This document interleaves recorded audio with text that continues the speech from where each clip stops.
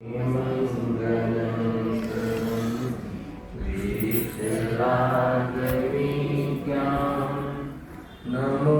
ताहि जाते बरे अरहंता विमा करिमंगल करियो महा ग्रंथ करण को का जाते मेरे समाज सब पावे निज पद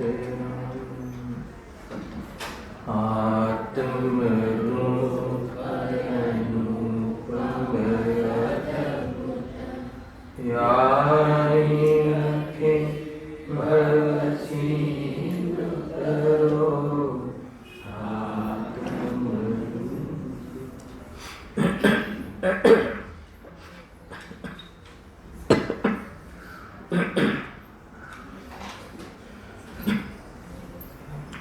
आज श्री मोक्ष मार्ग प्रकाशक ग्रंथ से 7वां अधिकार ઉપર આપણે સ્વાધ્યાય ચાલી રહ્યું છે.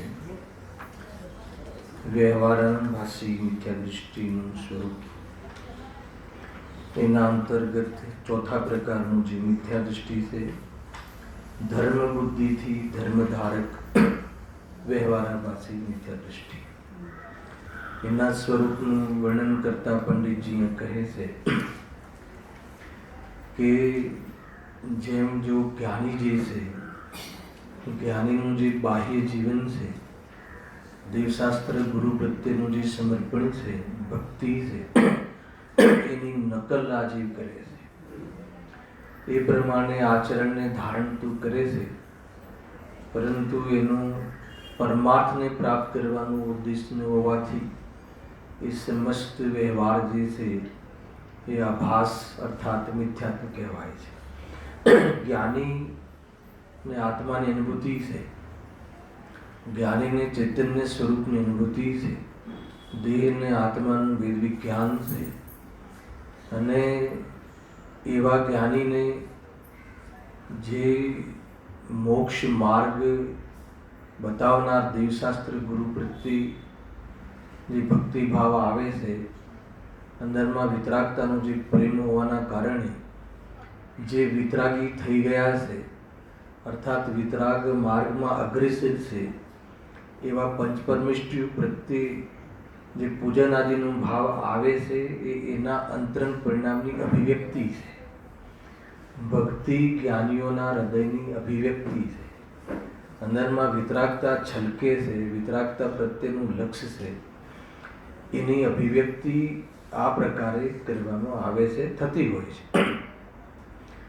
અજ્ઞાનીને એની ખબર નથી, અંતરંગમાં વિતરાગતાની દૃષ્ટિની એની ખબર નથી, અને બાહ્યમાં એ પ્રમાણેનું જે આચરણ અંગીકાર કરે છે અને અંતરંગના કાર્યનો પુરુષાર્થ કરતું નથી. એટલે આ બાહ્ય કાર્યમાં એને ભ્રમ થઈ જાય છે કે હું જ્ઞાની છું, એ જ એનો આભાસ છે. થોડીક વાત એ કરવી હતી. આજે અંતિમ વાત આવી 105 106 ગાથા. અદ્ભુત વાત હતી. છેલ્લે નિશ્ચય વ્યવહારની જે સંધિ કરી, ઘડીકમાં આને નિશ્ચય કહે, ઘડીકમાં એને વ્યવહાર કહે. ખ્યાલ આવે કે ન આવે? પણ કઈ અપેક્ષાએ ગુરુદેવશ્રી 2-3 વાર વાત કરી. કોઈ શ્રોતાએ કહ્યું કે ઘડીમાં તમે એને વ્યવહાર કહો છો, ઘડીમાં તમે એને નિશ્ચય કહો છો. ગુરુદેવશ્રી કઈ અપેક્ષાએ નિશ્ચય રત્ન ત્રયને. પહેલા તો એક વાત કહ્યું કે અજ્ઞાનીને વ્યવહાર હોતો નથી હોતો. વ્યવહાર તો હોય છે, પણ એ વ્યવહારને પરમાર્થ માને છે, એટલે એનો વ્યવહાર મિથ્યાત્વ છે. એ વાત સમજવી, પૂરી વાત સમજવી. વ્યવહારમાં તો દેખાય છે. અજ્ઞાની ક્યાં દેખાય? સ્વરૂપની ખબર નથી, સ્વરૂપમાં જવું છે તો વ્યવહારમાં તો દેખાય છે, પણ પરમાર્થ માને છે એટલે એને વ્યવહાર છે નહીં, એમ કહ્યું. એક બીજું કહ્યું ખરેખર વ્યવહાર કયો છે સાંભળ્યું. એની અપેક્ષા ગુરુદેવશ્રીને આવશે કાલના પ્રવચનમાં. અપેક્ષા ખોલી લઈશું આજે આપણે. ગુરુદેવશ્રી કહે છે કે જે નિશ્ચય રત્નત્રય છે ને, જે નિશ્ચય સમ્યક દર્શન જ્ઞાન ચારિત્ર્ય છે ને, એ વ્યવહાર છે. હવે વ્યવહાર કઈ અપેક્ષાએ? કે ત્રિકાળી ધ્રુવ જે ભગવાન આત્મા અખંડ સ્વરૂપ છે એની અપેક્ષા એ નિશ્ચય રત્નત્રય પણ વ્યવહાર છે. ખ્યાલ આવ્યો? હવે શું અર્થ? એને અપેક્ષાનો શું અર્થ? અપેક્ષાથી તો કહી દીધું, પણ એનો મર્મ તો ખ્યાલ આવવો જોઈએ ને. ખાલી એ તો સિદ્ધાંત આપણે સમજી લીધું, એમને તો એનો ઉકેલ આપી દીધો. ગુરુદેવશ્રી કહે છે કે પર્યાયની અંદર જે નિશ્ચય રત્નત્રય પ્રગટ થાય છે એ પણ વ્યવહાર છે. હવે એને વ્યવહાર કઈ અપેક્ષાએ? તો કે જે શુદ્ધાત્મા છે, આત્મા અખંડ સ્વરૂપે જે બિરાજમાન છે, ત્રિકાળી ધ્રુવ ભગવાન આત્મા છે, એ અપેક્ષા એ નિશ્ચય રત્નત્રય વ્યવહાર છે, પર્યાય માત્ર વ્યવહાર છે. પછી બીજો શબ્દ આ કહે, સાંભળજો એક એક સ્ટેપ. હવે શું અર્થ એનો કોઈ બતાવશે? તમારું નય રહસ્ય ચાલી રહ્યું છે, હમણાં નયનો અભ્યાસ પણ ચાલી રહ્યો છે, તો થોડુંક મને ખ્યાલ આવવો જોઈએ. પર્યાય માત્ર નિશ્ચય કેવલ જ્ઞાનની પર્યાય પણ બહિર્તત્વ નિયમ 7 કહે એ ખબર છે કે બહિર્તત્વ કહ્યું છે, એ પણ વ્યવહાર છે, વ્યવહારના ખાતામાં ખતવે છે. જો ભગવાનના દર્શન કરવા, વ્રત આદિ, તપ આદિ, આ બધું તો વ્યવહાર કહેતા થા. એ વખતે તો જરા આપણને તકલીફ પડતી હતી કે અમારા બધા તપ વ્રત આદિને તમે વ્યવહાર કહીને ઉડાવી દો છો. તો ગુરુદેવજી કહે છે કે એ તો વ્યવહારની વાત છોડી દે, પણ જે નિશ્ચય રત્નત્રય કેવલ જ્ઞાનની પર્યાય પણ છે, એ પણ વ્યવહાર છે. તો કઈ અપેક્ષા? તો અપેક્ષા તો બતાવી દીધી. સાંભળજો કે ત્રિકાળી ધ્રુવ ભગવાન આત્માની અપેક્ષા એ આ રત્નત્રયની પર્યાય પણ વ્યવહાર છે. પણ શું અર્થ એનો? એમ કહીને શું બતાવું? મને ભાવાસન કરીને બતાવો. ખ્યાલ આવ્યો કે નહીં? એ સમજીને આપણે શું સમજવાનું છે? એમ કહીને ઘરે જતા રહેવાનું. ભેદથી કહ્યું છે, ભેદ એટલે વ્યવહાર, અભેદ નિશ્ચય. તો શું હાથમાં આવ્યું? એ કહીને શું ઇન્ડિકેશન? બહુ સરસ, બહુ સરસ. એટલે શ્રદ્ધાનો વિષય નથી, દ્રષ્ટિનો વિષય નથી. સાંભળ્યું? પર્યાય કેવલ જ્ઞાન, કોઈ બી પર્યાય, જે પર્યાય તો દ્રષ્ટિ છે, એ તો દ્રષ્ટિ કરવા વાળી ચીજ છે, દ્રષ્ટિ કરવાની ચીજ નથી. એનો સીધો અર્થ આ થાય છે. ચાહે પર્યાય કેવી બી હોય, જ્યારે દ્રષ્ટિનો વિષય બતાવવો હોય, પરમાર્થ જેનો આશ્રય લેવાનો છે, જેનો આશ્રય લેવાનો છે, એ આશ્રય બતાવવો હોય તો કેવલ જ્ઞાનની પર્યાય આશ્રયભૂત નથી, ધ્યાન ધ્યેય નથી.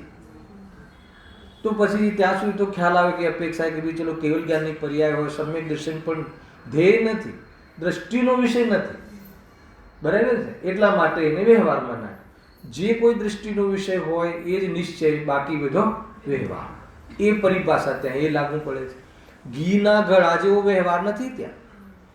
ઘીના ગળાવાળો વ્યવહાર નહીં લાગે. અને અલગ અલગ વ્યવહારમાં અલગ અલગ એનું પ્રયોજન હોય. તો કોઈ વ્યવહાર કહ્યો ને તો ઘીના ગળા જેવું કોઈ સદન સર્વથા બહાર છે કે સર્વથા નિષેધ છે એવું નથી. જ્યારે દ્રષ્ટિનો વિષય આવે ત્યારે એ પર્યાયનો નિષેધ કરવામાં આવે. અચ્છા, હવે તરત જ પછી બીજી વાત પાછા ફર્યા. અને આ હમણાં જ થઈ ગયું પ્રવચન, 5 મિનિટ પહેલા એનું થોડું વિસ્તાર કરી રહ્યું. ગુરુદેવજી કહે કે જે રાગ છે ને, રાગ કયો રાગ? હવે શુભ રાગ, વ્યવહાર રત્નત્રયનો રાગ. એ રાગને જ્યારે વ્યવહાર કહેવો હશે ને, શું કહ્યું? એ રાગને જ્યારે વ્યવહાર કહેવો હોય ત્યારે આ નિશ્ચય રત્નત્રય, જે નિશ્ચય સમ્યક દર્શન જે જ્ઞાન છે, જે રત્નત્રય છે, અને જે સમ્યક દર્શન જ્ઞાન ચારિત્ર છે, એને શું કહેવાનું? નિશ્ચય. તો આ મોક્ષ માર્ગ જે પ્રગટ થયો છે એ નિશ્ચય, અને સહચારીમાં જે વ્યવહાર રત્નત્રય હોય છે એ વ્યવહાર. જ્યારે રાગને વ્યવહાર કહેવો હશે, હવે એ અપેક્ષા તો બતાવી દીધી. હવે એનું શું પ્રયોજન? પ્રયોજન તો સમજવાનું ને ભાઈ. સૈદ્ધાંતિક દ્રષ્ટિએ તેમણે સિદ્ધ કરી દીધું. જ્યારે પર્યાયની અંદર જે રાગ છે, એ રાગને વ્યવહાર કેવો હોય ત્યારે પર્યાયની અંદર વિતરાગતા પ્રગટ થઈ હોય એને નિશ્ચય કહેવું જોઈએ. બરાબર છે? તો એને નિશ્ચય કહેવા પાછળ શું ઉદ્દેશ છે અને ઓલાને વ્યવહાર કહેવા પાછળ શું ઉદ્દેશ છે, એ જ્યાં સુધી ખબર નહીં પડે ત્યાં સુધી આ સિદ્ધાંતને તો ભણી લીધો, પરંતુ એના પ્રયોજનની ખબર નહીં પડે. બહુ ઊંચી વાત કરી રહ્યો છું જીતુભાઈ, બરાબર છે? મારે હું જ્યાંથી પૂછી રહ્યો છું બરાબર. સાંભળો, તો એમાં એમ કહેવું છે કે ભલે આ નિશ્ચય રત્નત્રય છે એ ત્રિકાળીની અપેક્ષાએ ભલે વ્યવહાર હોય, પરંતુ જ્યારે પ્રગટ કરવા રૂપ ઉપાદેય આવે, ત્યારે પ્રગટ કરવાની વાત આવે ત્યારે ત્રિકાળીની વાત ગૌણ કરજે. ત્રિકાળી તારી પાસે ત્રણે કાળે હોય તો હોય, પણ તું જોવે નહીં તો એ ત્રિકાળી તારે શું કામ? હલાવે કે નહીં. ભગવાન આત્મા, ત્રિકાળી ભગવાન આત્મા જે છે ને એ વાસ્તવમાં મોક્ષ માર્ગનું અથવા તો મોક્ષનું, સાંભળજો બહુ કડક વાત છે, ત્રિકાળી ધ્રુવ ભગવાન આત્મા મોક્ષનું સમર્થ કારણ નથી. બહુ વારે પડી જાય. શું કહે છે જે અત્યાર સુધી આટલા ગીત ગાઈએ છીએ? અરે ભાઈ, સમર્થ કારણ એટલે શું? ખરેખર સમર્થ કારણ તો તત્સમયની યોગ્યતા છે. એને જોઈએ તો કામ થાય, ના જોઈએ તો એ તો છે. તમે ના જુઓ તો એ છે, ને જુઓ તો એ છે. ન કોઈનું કારણ છે, ન કોઈનું કાર્ય છે. હાલો, એટલા માટે જોવાનું મહત્વ છે. બહુ ઊંચી વાત છે યાર. ત્રિકાળી ઉપાસવામાં આવતો થકો શુદ્ધ છે. શુદ્ધ તો બધાને છે, પણ ઉપાસે એના કામનું છે, ના ઉપાસે એને તો શું ફરક પડી ગયો એનો? હે ને, તિજોરીમાં પડ્યો છે તો પડ્યો છે, વાપરે તો કામનું ને, એ વાત છે અહીંયા. તો એના માટે એમ કહ્યું કે પ્રગટ કરવા રૂપ ઉપાધિ છે. તો એમાં પ્રગટ કરવા રૂપ ઉપાધિ કોણ છે? આ નિશ્ચય રત્નત્રય, વ્યવહાર રત્નત્રય. પ્રગટ કરવા રૂપ ઉપાધિ નથી હોતી. વ્યવહાર રત્નત્રય વ્યવહાર રત્નત્રય માટે કરવામાં આવતું નથી. વ્યવહાર રત્નત્રય પણ નિશ્ચય રત્નત્રયના પોષણ અર્થે કરવામાં આવે છે. નિશ્ચય રત્નત્રયના વિકાસ માટેનો માહોલ, વાતાવરણ બનાવવા માટે વ્યવહાર રત્નત્રય વાળું જીવન જ્ઞાનીને હોય. આવી ગયું નહીં? કર્તા કર્મની પણ સ્થિતિ ગઈ ને, કે જ્ઞાની કે સમ્યક દર્શન જ્ઞાન ચારિત્ર ઈ કર્મ અને કર્તા એમ, એટલે વ્યવહાર રત્નત્રય કર્તા કર્મ નથી. હા, એ બરાબર છે, એ બી છે. પણ અહીંયા પ્રયોજનની વર્તી વાત કરવી છે ને, કે જે વ્યવહાર રત્નત્રય કોઈ જ્ઞાની આત્માનું કર્મ અને જ્ઞાની એનું કર્તા એમ નથી. એને જુઓ, જ્યારે નિશ્ચય રત્નત્રયની વાત આવશે, હજુ ઓર એક નીચેની વાત છે. અને જ્યારે રાગાદિનો કર્તા કોણ છે, જીવ છે કે અજીવ છે, તો એના ઉપર છે. એક વાર જે ભાઈ ખીમચંદભાઈ શેઠ છે ને, આપણે જે હતા પંડિતજી રાજકોટ વાળા, મને કોઈ વિધવાને આખી સ્ટોરી કહેલી. એમને રાજકોટમાં 10 દિવસના પર્યુષણમાં આવ્યા અને ખબર નહીં એમને શું સોચ્યું. તો પહેલો પ્રશ્ન કર્યો કે રાગનો કરતા કોણ છે, જીવ છે કે પૂતગલ છે? આ પ્રશ્ન કર્યો. સાંભળજો, થોડું સાંભળવા જેવું છે. તો મુમુક્ષુની સભા છે, તો 99% લોકો એમ કહ્યું કે રાગનો કરતા પૂતગલ છે. હેલા, તો એમને કહ્યું કે અહીંયા આવે વાત બદલવી પડશે. 10 દિવસ પરિણમનની અપેક્ષા રાગ રૂપે કોણ પરિણમે છે? તો કે રાગનો કરતા જીવ છે. એ સમજાવવા માટે 10 દિવસ સમજાવ્યું. પેલી વાત તો સત્ય છે, પરંતુ રાગ જીવને બહુ તકલીફ પડે છે કે રાગનો કરતા જીવ છે કહેવામાં. કરવામાં તકલીફ નથી, કહેવામાં તકલીફ. કરવામાં તો મજા છે, કરવામાં તો માને જ છે. આ તો કહેવામાં તકલીફ પડે છે. વાત કહેવામાં ચાલે છે આ ધર્મની વાત, અને કરવામાં ધર્મ હોય છે, કહેવામાં ધર્મ નથી હોતો. તો આ રીતે છે ભાઈ, ક્યાં કઈ વિવક્ષા ચાલે છે એ વિવક્ષાનો ખ્યાલ હોવો જોઈએ. ગુરુદેવશ્રીએ અહીંયા એમ કહ્યું કે જ્યારે વ્યવહાર રત્નત્રયનું રાગ એને જે છે, એને જ્યારે રાગને શુભ ભાવને વ્યવહારની સ્થાપના કરવી હશે, ત્યારે વ્યવહાર રત્નત્રય કહેવું હશે, વ્યવહાર મોક્ષ માર્ગ કહેવો હોય, ત્યારે નિશ્ચય રત્નત્રય, આ જે સમ્યક દર્શન જ્ઞાન ચારિત્ર પ્રગટ થયું એને નિશ્ચય કહેવું જોઈએ. શું કામ કહેવું જોઈએ? કેમ કે એ પ્રગટ કરવાનું ઉપાદેય છે અને સહચાર્યમાં આ હોય છે. તો ભૂલથી કોઈ આ વ્યવહારને હું તો ઘણી વાર કહું છું કે વ્યવહાર રત્નત્રય મોક્ષ માર્ગ એક જ છે, બે નથી. નિરૂપણ બે પ્રકારે છે, એક નિશ્ચય રત્નત્રય, એક નિશ્ચય મોક્ષ માર્ગ, એક વ્યવહાર મોક્ષ માર્ગ. તો આ જે પંડિતજીનું આ જે કથન છે એમાં હું એમ જરૂર કહું છું કે જે પંડિત ટોડરમલજીએ વ્યવહાર મોક્ષ માર્ગનું નિરૂપણ કરીને નિશ્ચય મોક્ષ માર્ગને સુરક્ષિત કરી દીધો. ના ખ્યાલ આવે? ફરીથી કહું છું, વ્યવહાર મોક્ષ માર્ગ તો એક જ છે. કોઈ બી કાર્યનું કારણ એક જ હોય, પરમાર્થ કારણ એક જ હોય, સાધક કારણ એક જ હોય, ઉપાદાન કારણ એક જ હોય. ખ્યાલ આવે? ઉપાદાન કાંડ કહું છું, નહીં તો તમે 5 સમવાય લઈ આવશો અને નિમિત્ત ઉપાદાન લઈ વિદ્વાન બહુ થવા લાગ્યા આવે. એને 5 કારણ છે, એક કાર્યમાં થવામાં 5 કારણ છે. અરે એમાં એક જ કારણ છે, પુરુષાર્થ. ખ્યાલ આવે કે નહીં? બહુ સમજવા જેવી વસ્તુ છે. ખરેખર તો ઉપાદાન કારણ તો એક જ છે, તો બીજું કારણ શું કામ કહો છો? તો કે બીજું જે કારણ છે ને એ નિમિત્ત તરીકે, સંચારી તરીકે હોય છે, અને એ હોય છે, ધારણ પણ કરવામાં આવે છે, અને એ માહોલમાં જીવ પોતાનો પુરુષાર્થ કરે છે એટલે એની કિંમત છે. એ તમે ખ્યાલ કરજો. પણ સુરક્ષિત કરી દીધું એટલે કોઈ જીવ એને જ દેવશાસ્ત્ર ગુરુની ભક્તિને, દેવશાસ્ત્ર ગુરુના સ્વરૂપની સમજણને, દેવશાસ્ત્ર ગુરુની એના પ્રત્યે આવવાવાળી મહિમા માત્રને, કુદેકુ ગુરુ સંબંધીની શ્રદ્ધા છૂટી ગઈ છે એટલા માત્રને કોઈ સમ્યક દર્શન અથવા એને લઈને કોઈ પોતાને સમ્યક દૃષ્ટિ માનવાની ભૂલ ન કરે એટલા માટે એ વ્યવહારને વ્યવહાર મોક્ષ માર્ગ નામ આપીને નિશ્ચય મોક્ષ માર્ગને સુરક્ષિત કરી દીધો. ખ્યાલ આવે કે એ તો વાત ચાલે છે વ્યવહાર મોક્ષ માર્ગને, રત્નત્રયને, ભગવાનની ભક્તિ કરે, નકલ કરે. હવે આપણે મૂળ પ્રકરણ અહીંયાથી અનુસંધાન પણ થાય છે કે જે જ્ઞાની છે, આત્માની અનુભૂતિ છે એ જ જ્ઞાની છે, જે પોતાને ચૈતન્ય સ્વરૂપ માને છે એ જ જ્ઞાની છે. દેહથી ભિન્ન પોતાના સ્વરૂપનો અનુભવ છે, દ્રષ્ટિ છે, પ્રતીતિ છે, સન્મુખતા છે, એના સ્વરૂપમાં આશ્રય છે, એ વાસ્તવમાં જ્ઞાની છે. એને વિતરાગતાનો સ્વાદ છે, વિતરાગતાનો પ્રેમ છે, વિતરાગતાની આંશિક પ્રગટતા છે, પૂર્ણ પ્રગટ કરવાનો પ્રયાસ છે, પુરુષાર્થ છે, જ્ઞાની છે. બધી વાત આવી ગઈ એમાં, બરાબર છે? હવે આવા જ્ઞાનીને જેને વિતરાગતા પ્રગટ કરવા કઈ રીતે થાય એ બતાવ્યું હોય, અને જે વિતરાગતા પ્રગટ કરી હોય, જે વિતરાગતામાં અગ્રેસર હોય, એવા જ્ઞાનીઓ પ્રત્યે દર્શન, પૂજન, ભક્તિનો ભાવ આવ્યા વગર રહેતો નથી. અંદરમાં વિતરાગતાનો પ્રેમ છે એ ક્યાં જોવા મળે? વિતરાગીઓના શરણમાં જોવા મળે. એની વિતરાગતાના પ્રેમની અભિવ્યક્તિ છે. અહીંયા સુધી આપણે આવ્યા હતા, બરાબર છે?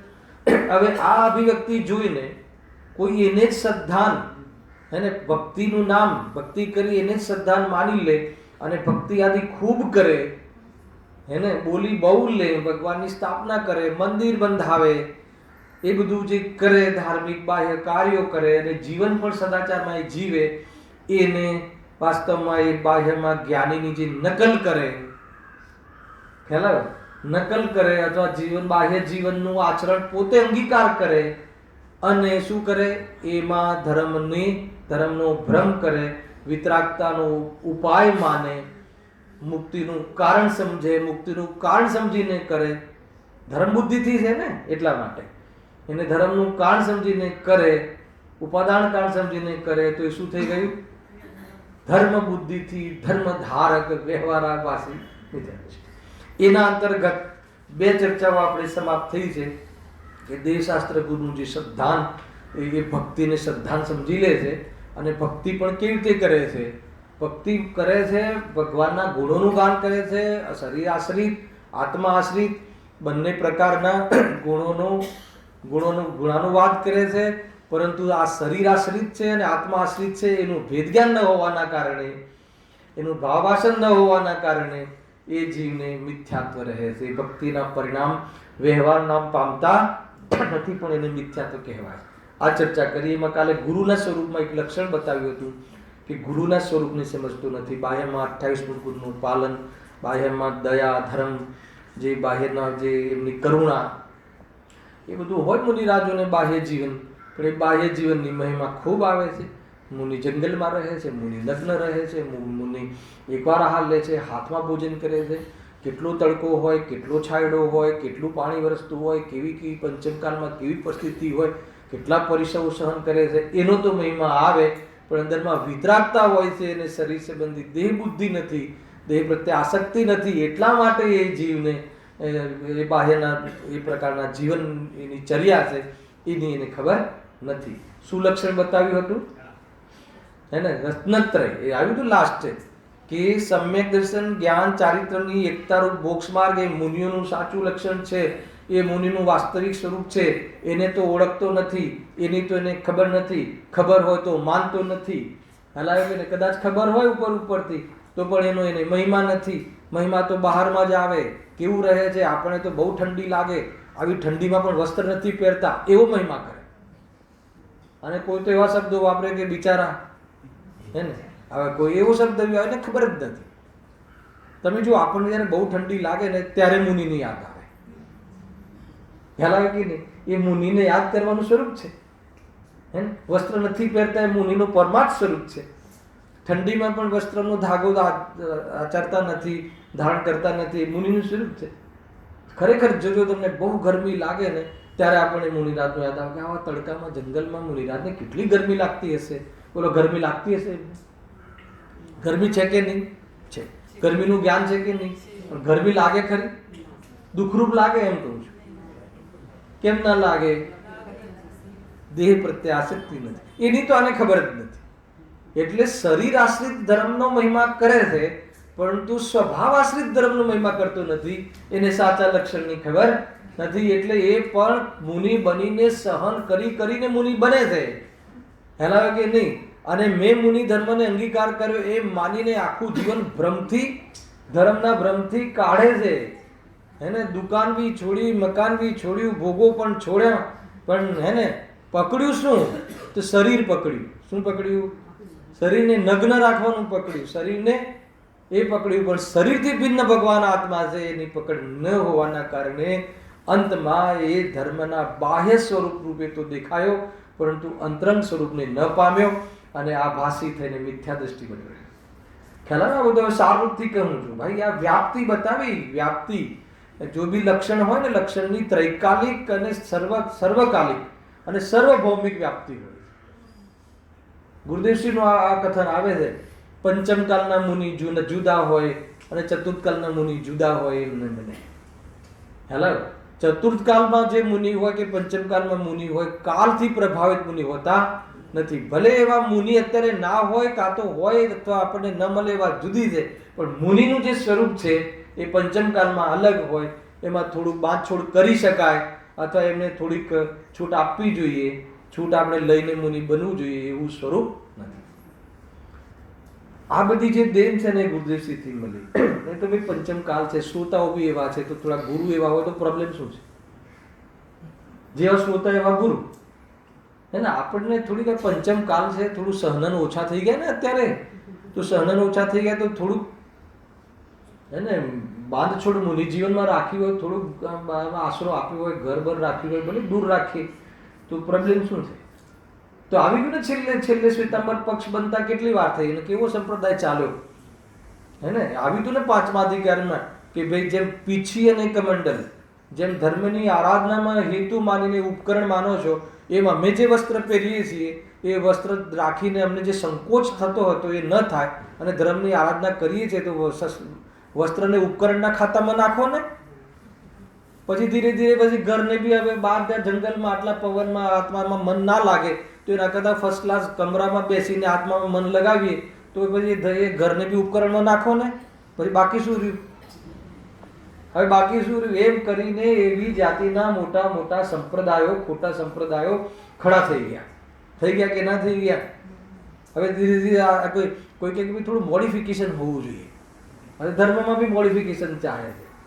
ધીરે ધીરે એ આ રીતે કરે કે નહીં, થોડુંક હવે પેલા ખુરશીમાં અને ચેરમાં જાય છે એના કરતાં આપણે ગાડીમાં લઈ જઈએ. ધર્મ માટે જ તો જાય છે.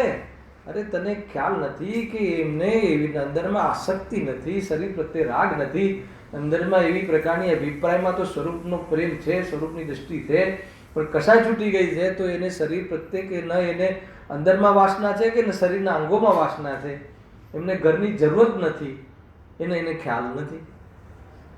તો એ આખો અધિકાર આવી ગયો ભાઈ. ક્યાંય ને ક્યાંય આભાસો અને બસ એક આત્માની વાત સાંભળીને જીવ કેવી જાતિનું જીવન કરે છે અને આત્માની અનુભૂતિ વગર માત્ર આત્માની વાત સાંભળવી, કહેવી, કહેવડાવી, બોલવી, ભણવી એને વ્યવહાર નહીં, ઉપચાર છે.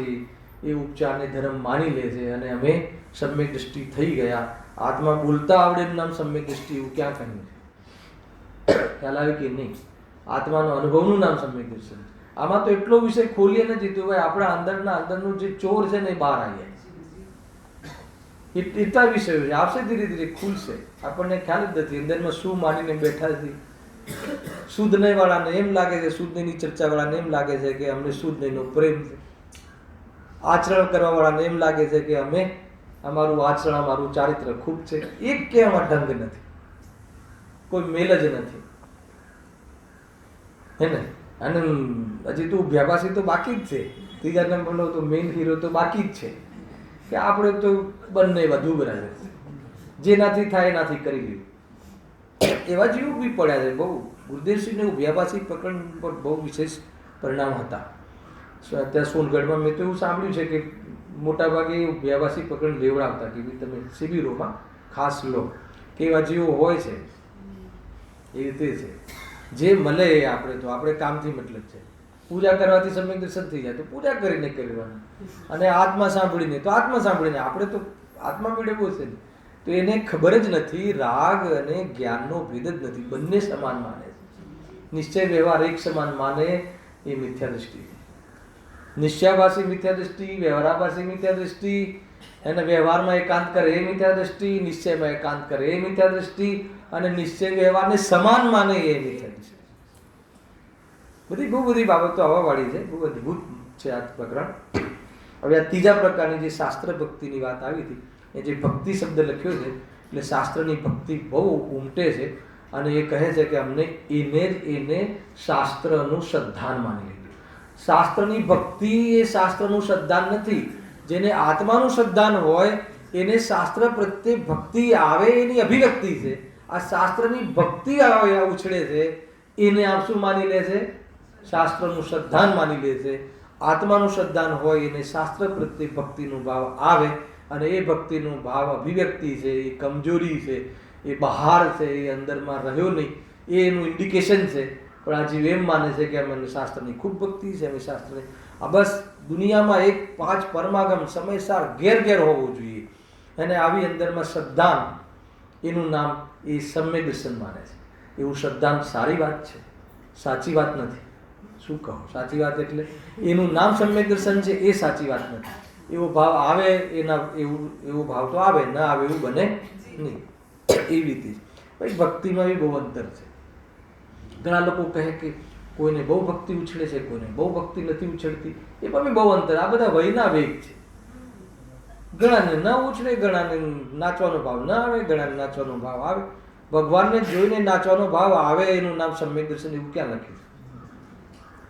અને ન નાચે ને શાંત બેસી રહે એનું નામ સમ્યક દર્શન. અરે આત્માને સમ્યક દર્શન સાથે આત્માને સંબંધ છે, નાચવાને નહીં નાચવાને સંબંધ જ નથી. જીવે ત્યાં જોડી દીધું છે ને. બહુ બધા આ તમને લાગે મનોગ્રંથિ છે આ બધી. અંદરમાં એવી મનની ગ્રંથિ ઘૂસી જાય છે, અને કોઈ આવે કોઈ વિદ્વાનને એટલું બધું અંદરમાં એવી ઉદાસીનતા રહે, ન ઉછળે તો ન નાચે, તો કે આને જો ભગવાન પ્રત્યે પ્રેમ જ નથી. એવી રીતે ધારણાઓ કરી દેવામાં આવે છે, અને સ્વયં ધારણા કરે છે કે મને પ્રેમ છે ને મને શ્રદ્ધાન છે. અને દેવશાસ્ત્ર ગુરુના શ્રદ્ધાનું નામ શું? સમ્યક દર્શન. એટલે મને શું છે? સમ્યક દર્શન છે. એને સમ્યક દર્શન નથી, સમ્યક દર્શનની દ્રષ્ટિ છે. શું કહ્યું? અને સમ્યક દર્શનની દ્રષ્ટિ કોણ હોય? મિથ્યા દૃષ્ટિ. જેને સમ્યક દર્શન હોય એને સમ્યક દર્શન છે એનું જ્ઞાન તો હોય, પણ સમ્યક દર્શનની દ્રષ્ટિ ના. બહુ બધું વિચાર માંગી લે છે. બહુ જ આગવી વાત છે ભાઈ. પોતાની પર્સનલ ચીજો છે આ ચીજો. પોતે ક્યાં રમે છે, શું કરે છે, કાંઈ નહીં, બહારમાં સમજાઈ દે, સમજી લે. એને સમ્યક દર્શનનો કોઈ લક્ષણ જ નથી કહ્યું. એને આપણે તો સમજવાના ભાવમાં અટક્યા છે. એમાં આવશે, એમાં જુઓ, વાંચું છું. હવે શાસ્ત્ર ભક્તિનું સ્વરૂપ કહીએ છીએ. શાસ્ત્ર ભક્તિનું એટલે ભક્તિનું સ્વરૂપ એટલે શું? શાસ્ત્ર ભક્તિને જે શ્રદ્ધાન માને છે એ વ્યવહારાભાસના સ્વરૂપનું વર્ણન છે, એમ સમજવું. કેટલાક જીવ તો આ કેવડી ભગવાનની વાણી છે, માટે કેવડીના પૂજ્યપણાથી આ પણ પૂજ્ય છે એમ જાણી ભક્તિ કરે છે. ભક્તિ કરવાનો આધાર શું છે? ભગવાનની વાણી છે. ભગવાનની વાણી છે, ભગવાનની વાણીનો આપણે આદર કરવો જોઈએ. પણ એ કોઈ આદર કરવાનો આધાર એ નથી. એમાં મારી વાત છે, એમાં મુક્તિનું કારણ છે, અને એમાં મારા સંસારનો અભાવની વાત છે, અને સંસારના અભાવ માટે હું તૈયાર છું. એ જ વાસ્તવમાં ભક્તિ છે. અને એવા જીવને બહારમાં કથનમાં અથવા તો એવા પરિણામ એના પ્રત્યે આવી જાય તો એને બાહ્યમાં ભક્તિ કહે છે. જુઓ શું કહે જુઓ, તથા કેટલાક આ પ્રમાણે પરીક્ષા કરે છે. પરીક્ષા એટલે આ પ્રમાણે પરિચય કરે છે અને આ પ્રમાણે સમજે છે કે આ શાસ્ત્રોમાં વૈરાગ્યતા, દયા, ક્ષમા, શીલ, સંતોષ આદિનું નિરૂપણ છે, માટે તે ઉત્કૃષ્ટ છે એમ જાણી તેની ભક્તિ કરે છે. પણ એવા કથન તો અન્ય શાસ્ત્ર વેદાંતાદિકમાં પણ હોય છે. ભક્તિ કરવાનો આધાર શું લીધો આને? પહેલા તો એ કહો કે જે અહીંયા વાતો કહી છે વૈરાગ્યની, દયાની, ક્ષમાની, શીલની, સંતોષ આદિની, દાનની, આ બધી વાતો શાસ્ત્રમાં છે કે નહીં? આ પ્રયોજનભૂત છે કે અપ્રયોજનભૂત? શું કહ્યું? પ્રયોજનભૂત છે કે અપ્રયોજનભૂત? એટલે આ પ્રયોજનભૂત વાત છે જ નહીં. આ તો એક બાહ્ય આચરણ આવું હોય છે. આ પ્રયોજનભૂત વાત છે જ નહીં. આ હે છે એ પ્રયોજનભૂત વાત છે. આ આશ્રવ છે, આ આત્મા નથી, એ પ્રયોજનભૂત વાત છે.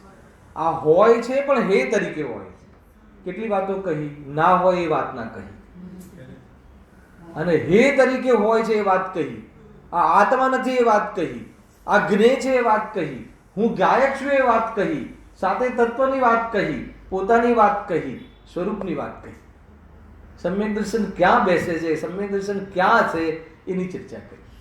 વિચાર કરજો કોઈને સાત તત્વની કેવી રીતે વિચાર હોય છે, રીતે બહુ શાંતિથી વિચાર કરવા જેવી વાત છે. જો શું કહે છે, તથા કેટલાક આ પ્રમાણે આ શાસ્ત્રોમાં વૈરાગ્યતા, દયા, ક્ષમા, શીલ, સંતોષ આદિનું નિરૂપણ છે, માટે ઉત્કૃષ્ટ છે. એટલે ઉત્કૃષ્ટ છે તો કેમ ઉત્કૃષ્ટ છે? વેદજ્ઞાન માટે કહ્યું એટલે ઉત્કૃષ્ટ છે, હે ને? એનાથી બચાવ્યા એટલે એનાથી, એને ધર્મ માનવાથી બચાવ્યા એટલે ઉત્કૃષ્ટ છે. આવો કોઈ દિવસ વિચાર આવે? અને બચે તો ઉત્કૃષ્ટ છે. શું કહ્યું? કહીને ઉત્કૃષ્ટની વાત નથી, આ તો મૂળ વાત છે. શાનાથી બચવાનું? સંકેત પૂજનથી બચવાની વાત કરી. પૂજન તો હમણાં 12 વાગે જોરદાર થશે, હમણાં 11:30 જોરદાર પૂજા થશે. એ નશામાં બચવાનું છે પૂજાથી, એમાં તો સામેલ થવાનું જ છે, પણ તો બચવાનું શાનાથી છે? બસ આજે સંતોષ થઈ, રવિવાર તો બહુ સંતોષ. કેમ સંતોષ? પ્રવચન, બે પ્રવચન, પછી પૂજન, અને પછી શું? રજા. હા, પછી રજા. ભાઈ વાત એમ નથી, આ સમજવા જેવી વાત છે. જો એમ જાણી તેની ભક્તિ કરે છે, એની ભક્તિનો આધાર. પણ એવા કથન તો અન્ય શાસ્ત્ર, જો પંડિતજી કહે છે કે એવી દયાદાનની બધી વાતો તો બીજા શાસ્ત્રોમાં પણ હોય છે. અતિવ્યાપ્તિ દોષ આવી જશે. આને શાસ્ત્રની મહિમા કે શાસ્ત્રની ઉત્કૃષ્ટતાનું લક્ષણ કહેશો તો, શાસ્ત્રની શ્રદ્ધાનું લક્ષણ કહેશો તો આ અતિવ્યાપ્તિપણાનો દોષ આવી જશે. એ વાતો અન્ય લોકોમાં પણ દયાદાન તો બહુ હોય છે. બહુ દયાદાનને જ તો ધર્મ માને છે, તો એમાં જેટલી તાકાત હોય એટલી તાકાતથી કહે એમ છે. વળી સાંભળજો હવે ઓર વાત. આ શાસ્ત્રોમાં ત્રિલોકાદિકનું ગંભીર નિરૂપણ છે. નિરૂપણ તો છે, માટે ઉત્કૃષ્ટ જાણી ભક્તિ કરે છે. 3 લોકની વાતો કરી છે. અમારે આપણા જૈન શાસ્ત્રોમાં બધી જ વાત કરી છે. અરે વિમાન કેવી રીતે બને એ વાત બી આપણા શાસ્ત્રોમાં છે.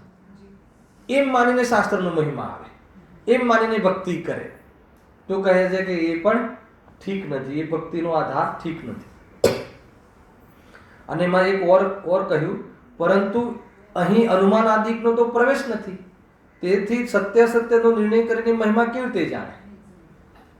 એના હવે કેટલા યોજન ડુંગર છે ને કેટલા યોજન આ છે, એની તો પરીક્ષા થઈ શકતી નથી. એને અનુમાન આદિકનો વિષય છે, અથવા તો આગમથી આપણે માનીએ તો સત્ય અસત્યનો નિર્ણય માત્ર પ્રયોજનભૂત તત્વમાં થાય છે.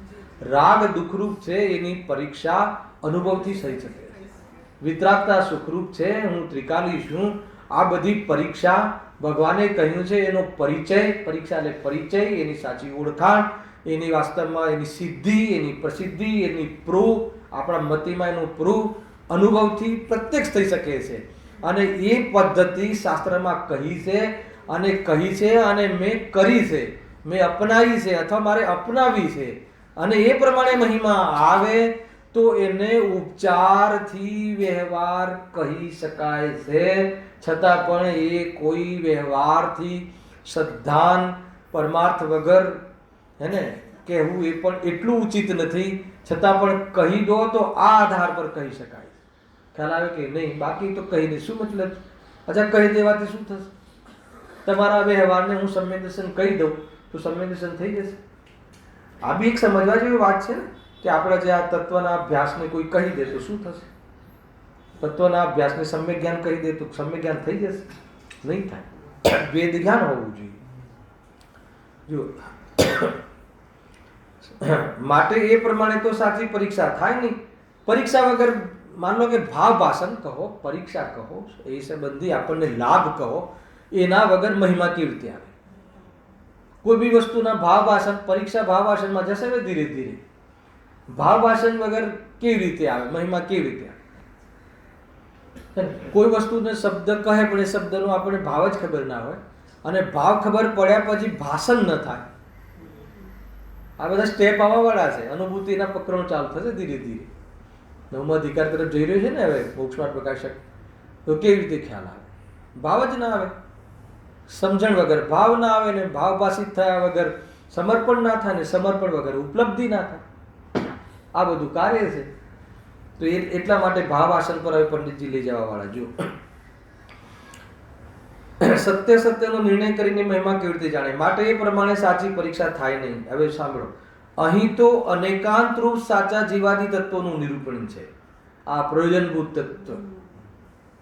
અને લોકો ધવલા, જય ધવલા, મહાધવલા એનો એટલો અભ્યાસ કરે એને જીવ અજીવ જે પર્યાયનું જે બાહ્ય સ્વરૂપ છે, માર્ગના સ્થાન, ગુણસ્થાન, એનું એટલું વિચાર કરે. કરવાની વાત ના નથી, નિષેધ નથી, પણ ભેદ જ્ઞાન ના કરે.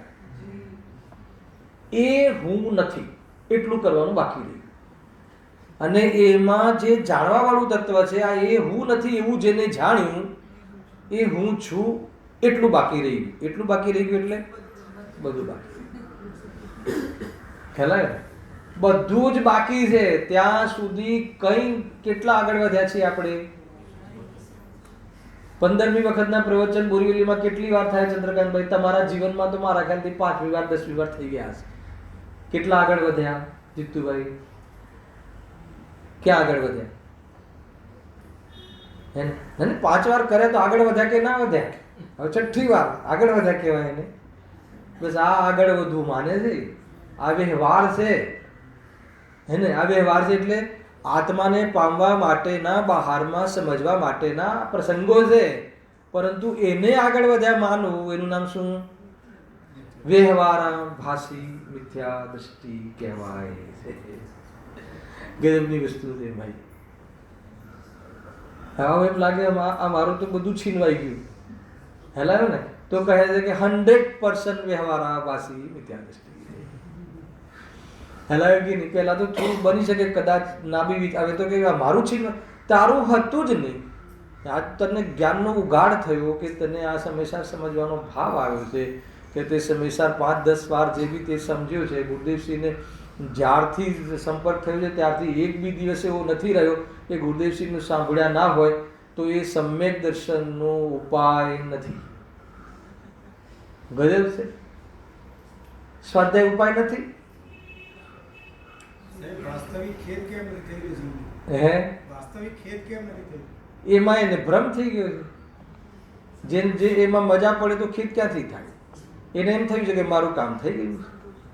ઘણાને એવું લાગે કે સ્વાધ્યાય, આપણે તો સ્વાધ્યાયમાં આપણે લોકો તો સ્વાધ્યાયથી ઓળખાઈએ છીએ અને તમે સ્વાધ્યાયની પિટાઈ કર્યો છો. હેલા આત્માર્થી માટે સ્વાધ્યાય તરવાનું સાધન છે અને માનાર્થી માટે સ્વાધ્યાય ડૂબવાનું સાધન છે. સ્વાધ્યાય તો ઉદાસીન નિમિત્ત છે. ઉદાસીન નિમિત્ત કહું છું હું તો તાકાતથી કહું છું. નહીં ખ્યાલ આવે? ધર્મદ્રવ્ય કેવું નિમિત્ત છે? ઉદાસીન છે. એ આપણને શિખરજી જવામાં નિમિત્ત બને કે પિકનિક જવામાં નિમિત્ત બને? ઉદાસીન છે ને? ઉદાસીન નિમિત્ત છે. તમે પિકનિક જાઓ ત્યારે બી નિમિત્ત કહેવાય. એ રીતે સ્વાધ્યાય કેવું છે? તરવા માટે તો જેને આત્માર્થી ને તો તરવા માટે સ્વાધ્યાય નિમિત્ત છે અને માનાર્થી ને ડૂબવા માટે નિમિત્ત. સ્વાધ્યાય ડૂબવા માટે નિમિત્ત બને છે માનાર્થીને. એમાં સ્વાધ્યાય શું કરે? ખ્યાલ? રૂપિયા છે ને, રૂપિયા ભલા કે બુરા? છોકરાઓને 88માં નિમિત્ત બને તો બુરા, અને પ્રભાવનામાં નિમિત્ત બને તો ભલા. ખરેખર પૈસો રૂપિયા ભલા છે કે બુરા છે? તો એની યુટિલિટી પૈસામાં કોઈ એવું લાગુ પડતું નથી.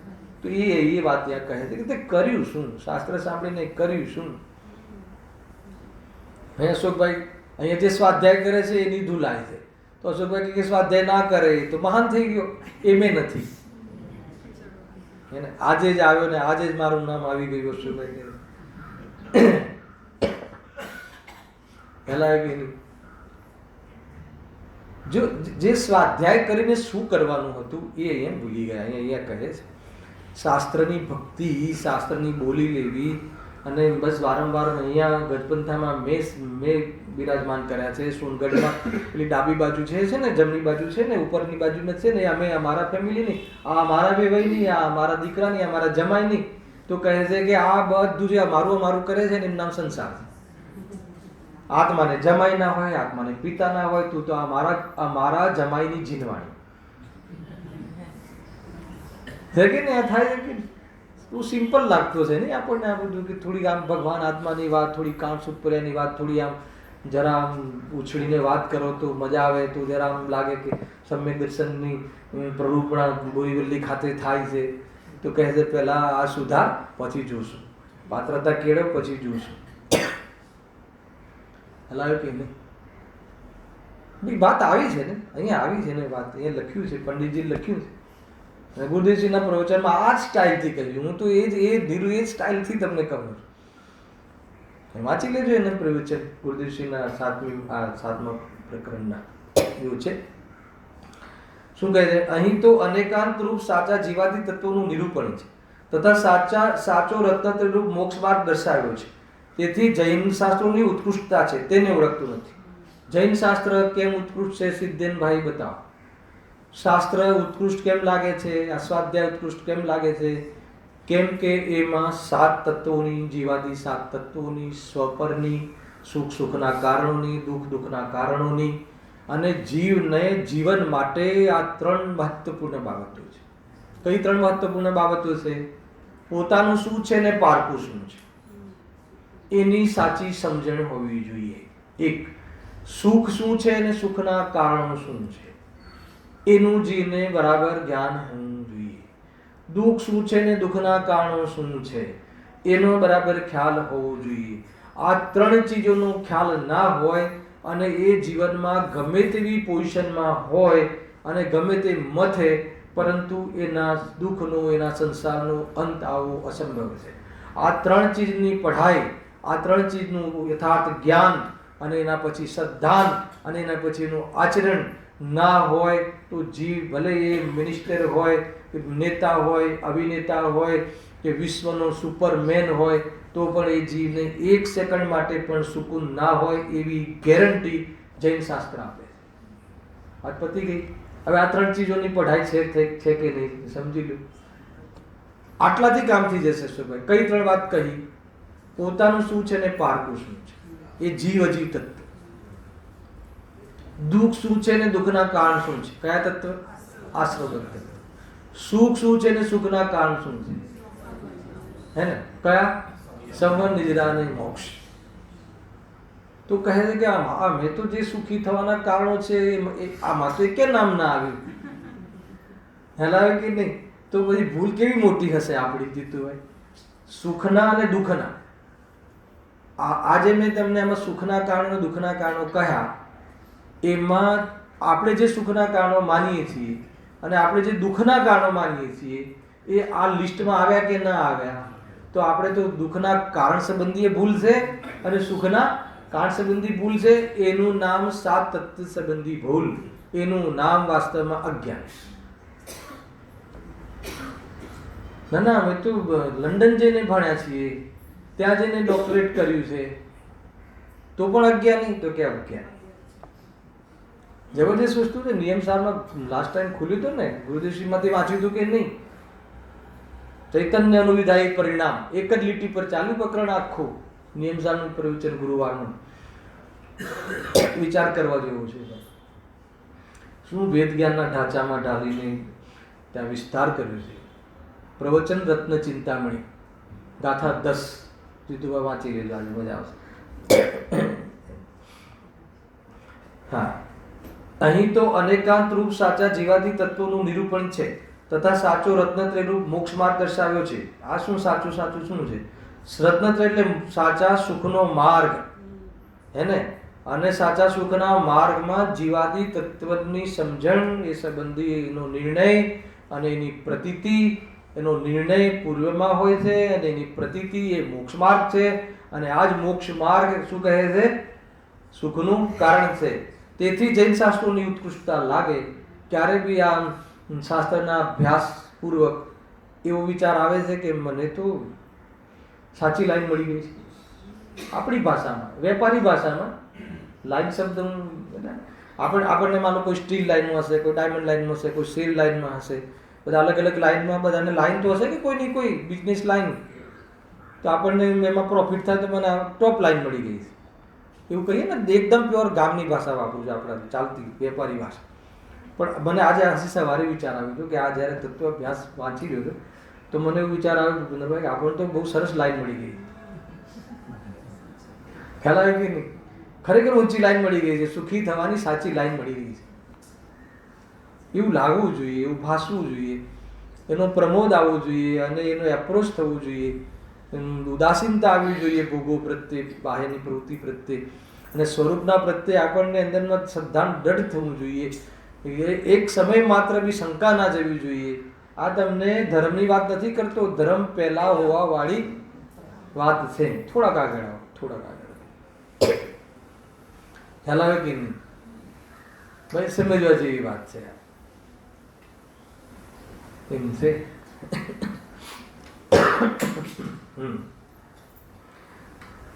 ફરીથી વાંચું છું, બહુ ઊંચી લીટી છે. જીનવાણીનું મહત્વ. અનેકાંત સ્વરૂપ, અનેકાંત સ્વરૂપ, અનેકાંત સ્વરૂપ કહ્યું છે, એકાંત નહીં, અનેકાંત. જીવ એકેન્દ્રિય પણ છે અને જીવ અતિન્દ્રિય પણ છે.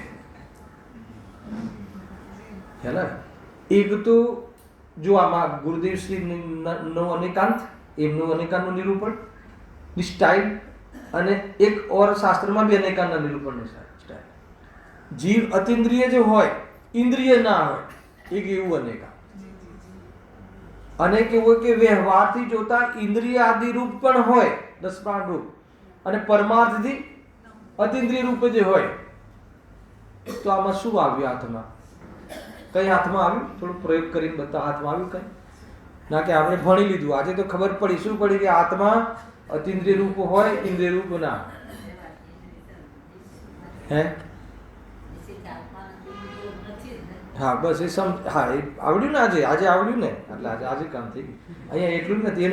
એનો અર્થ એ ભાવાસન, એનો અર્થ કહે છે ઇન્દ્રિય છે ને, આ ઇન્દ્રિયો પ્રત્યે આપણને ઉદાસીનતા આવવી જોઈએ, એમાં પરાયપન લાગવું જોઈએ. એનાથી આપણા મુક્તિના કાર્યમાં, સુખના કાર્યમાં, મુક્તિ એમ શબ્દ જ નથી બોલતો, સુખ જરા વેલ નોન શબ્દ.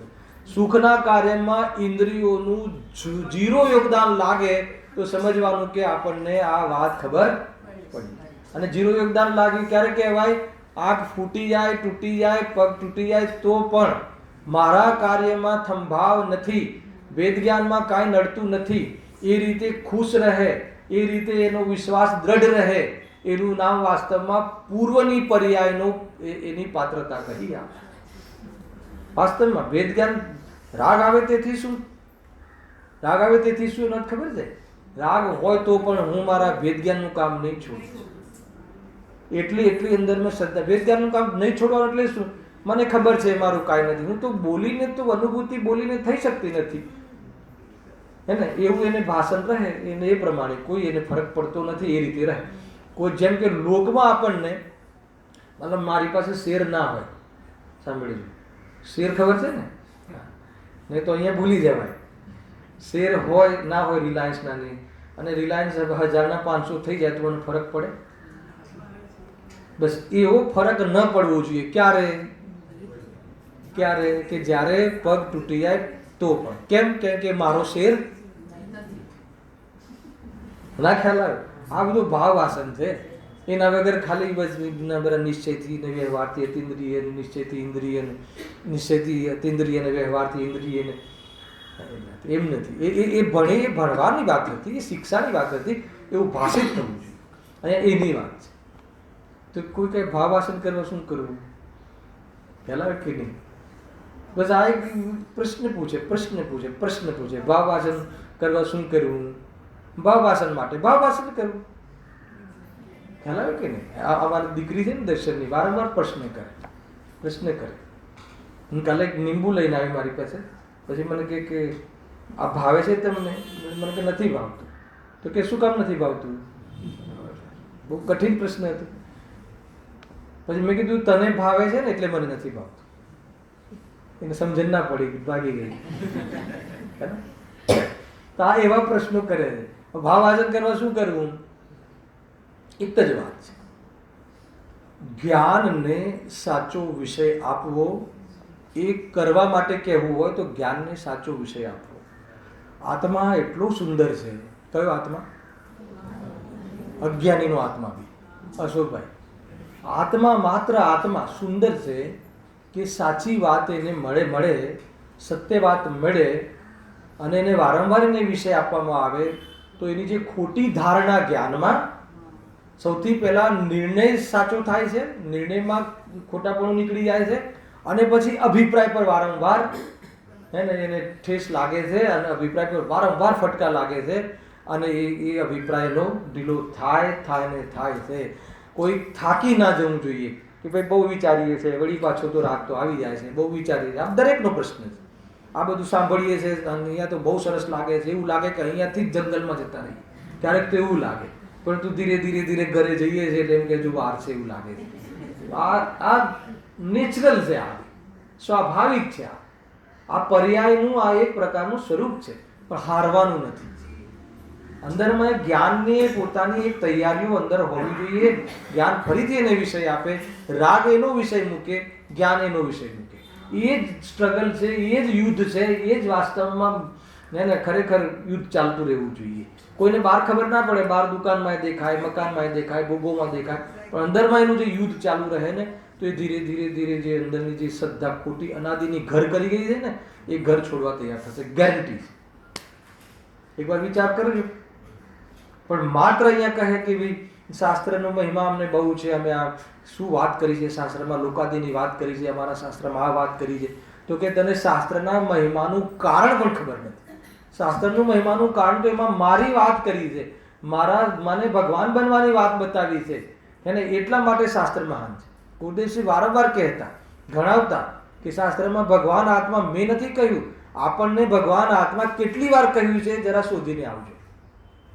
શાસ્ત્રમાં મૂરખ બી તો કહ્યું છે, પરંતુ એ એમને બહુ વાત ના કરી કે મૂરખ કહ્યું છે એ નથી મારે બતાવું.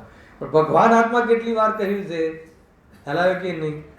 અને ભગવાન આત્મા કહે આપણને, એનાથી વધારે બીજી બારમાં શું શ્રેષ્ઠતા જોઈએ, એનાથી બીજું શું મોટું માન જોઈએ તને? હે ને? કોઈ રાગી આપણને શેઠ કહે હે ને તો ક્યારે બી ભિખારી કહી દેશે. ધ્યાન રાખજો. શું કહ્યું? એ ના કહેવા ઉપર કોઈ દમ નથી. પણ આ તો વિતરાગી દેવ કહે છે કે તું ત્રણે કાળે એકાંતે પરમાર્થથી ભગવાન છે. આત્મા ત્રિકાળી એક રૂપ ચૈતન્યમય ભગવાન છે. એ શું કરે હર્ષદભાઈ? શું કરે? પ્રવચન કરે, પ્રવચન સાંભળે, દુકાન ચલાવે, રોટલા બનાવે, શું કરે? જાણે એ જાણવું એનું ભગવતપણું છે અને એ રૂપે રહે, સાક્ષી ભાવે રહે તો પર્યાયમાં એને લાભ થાય. બસ આટલી જ વાત છે. બહુ મજાની વાત છે. શાસ્ત્રમાં એટલે આપણને મહિમા આવે છે. અને આ શાસ્ત્રમાં જ્યારે એટલું ગુરુદેવશ્રીના નિમિત્તે આપણને આ શાસ્ત્રનું વાંચતા આવડ્યા, શાસ્ત્રનો અર્થ કરતા આવડ્યો, કેવી રીતે એપ્રોચ કરવો, કેવી રીતે એની યુટિલિટી કરવી.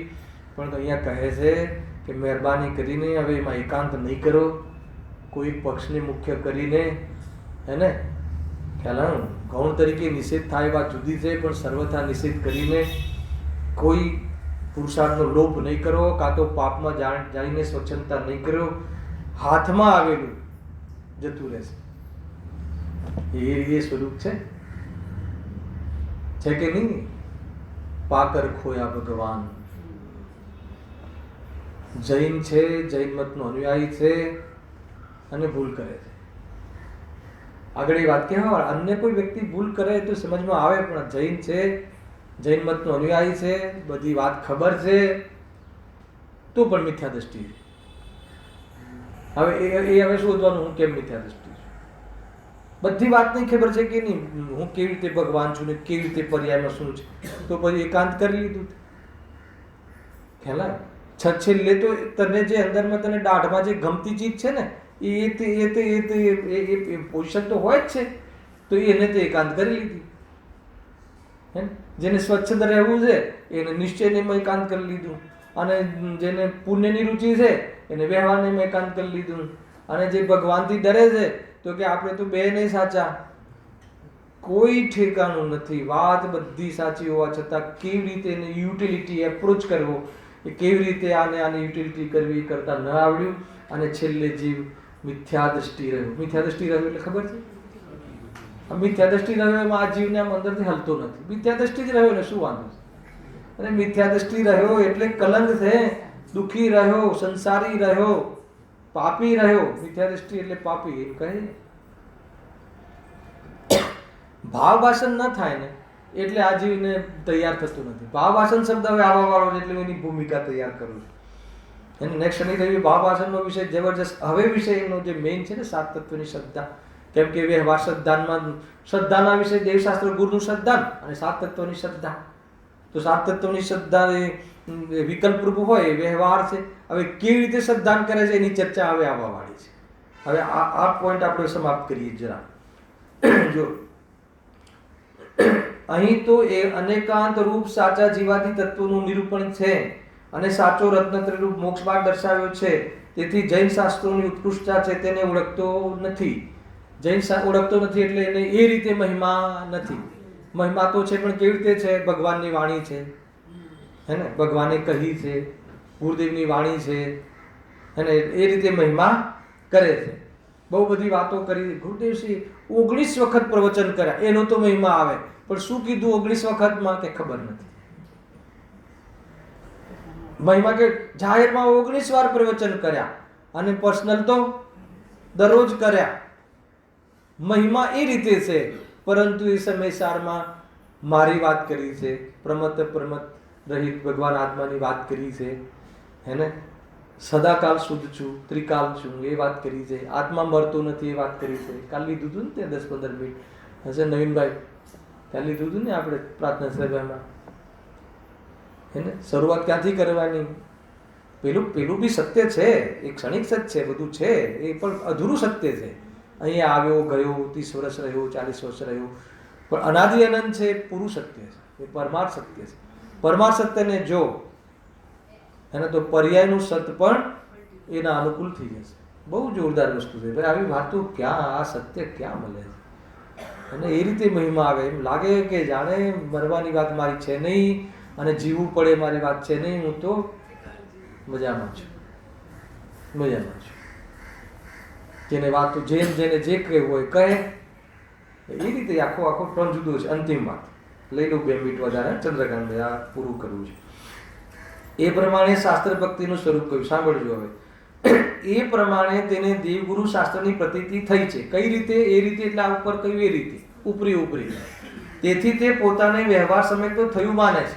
માત્ર ભક્તિ કરી, એની દેહ આશ્રિત મહિમા કરી, આત્મા આશ્રિત બી વિચાર કર્યો, પરંતુ દેહ આશ્રિત અને શરીર આશ્રિતનું ભેદ જ્ઞાન ન કર્યું. તો એ રીતે તો કર્યું નહીં, પરંતુ તેનું સાચું સ્વરૂપ ભાષ્યું નથી. સાચું સ્વરૂપ ખબર છે, પણ સ્વરૂપનું ભાવ આસન નથી. હવે એના પર જશે વાત આખી. તેથી પ્રતીતિ પણ સાચી થઈ નથી. જ્ઞાન સાચું છે, સાચી સમજણ છે, પરંતુ એવું ભાષ્યું નથી એટલે પોતાની સાથે મેળવ્યું નથી, એને સ્વાદ આવતો નથી, એનો પ્રેમ છે નહીં, એનું અહમપણું આવતું નથી, એટલે એને પ્રતીતિ થઈ નથી એટલે એને સમ્યક દર્શન નથી. એટલે એનું એ પણ જે માનવું છે દેવશાસ્ત્ર ગુરુનું શ્રદ્ધાન, એ વ્યવહાર શ્રદ્ધા નથી, પણ શું છે? મિથ્યાત્વ છે, દ્વિધિત છે, એમ અહીંયા કહે છે. અને સાચી પ્રતીતિ વિના સમ્યક્ત્વની પ્રાપ્તિ થતી નથી, એથી મિથ્યા દ્રષ્ટિ છે. હવે તત્વાર્થ શ્રદ્ધાનું અયથાર્થપણું, એની ચર્ચા આપણે અહીંયા નેક્સ્ટ શનિ રવિ કરીશું. સહેજાનંદ